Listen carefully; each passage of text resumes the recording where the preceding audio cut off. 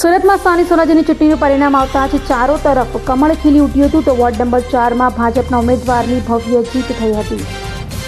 સુરત મહાનગરપાલિકાની ચૂંટણીમાં ભારતીય જનતા પાર્ટીએ ફરી એકવાર ઇતિહાસ દોહરાવ્યો છે। આ વખતે આપના પણ સુપડા સાફ થઈ ગયા હોય તેમ લાગી રહ્યું છે। ત્યારે આપના ગઢ કહેવાતા વોર્ડ નંબર 4માં ભાજપના ઉમેદવારોની આખી પેનલ જીતી ગઈ હતી। તો જીત બાદ ભાજપના ઉમેદવાર અરવિંદ કાકડિયાએ મીડિયા સાથે વાત કરી હતી।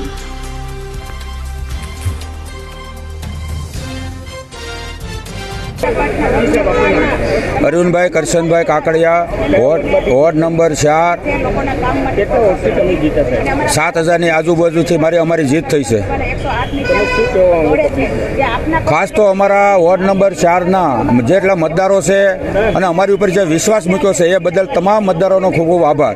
એની સાથે સાથે જે અમારા કાર્યકર્તાઓ છે, પ્રમુખ હોય, મહામંત્રી હોય કે તમામ કાર્યકર્તાઓનો પણ જે મહેનત કરી છે એનો પણ આભાર। એની સાથે સાથે અમારા લોકલાડીલા ધારાસભ્ય કુમારભાઈનો પણ, કારણ કે એ બી અમારી જીતનો એક ભાગ છે। કામ જે એસએમસીના જે રોડ, રસ્તા, પાણી, ગટરના જે પણ બાકી છે એમ સારી ઉમેદવારો સક્ષમ છે કે કોઈ કામ 5 વર્ષમાં બાકી ન રહે એના માટે અમે જવાબદાર છીએ। બેન ગજેરા, વોર્ડ નંબર 4।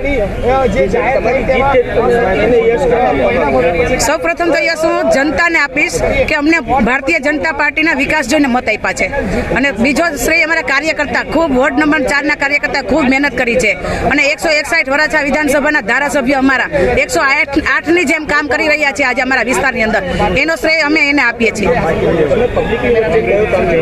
પબ્લિક જે પણ રોડ, રસ્તા, ગટર લાઈન જે પણ કામ આપશે અમે 100% પૂર્ણ કરવાના, એવો અમે લોકોને વિશ્વાસ આપીએ છીએ। હેતલ રાજેશભાઈ પરમાર, વોર્ડ નંબર 4માં ઉમેદવાર છું। તમારી જીત થઈ તો તમે યસ કોને આપવા માંગો?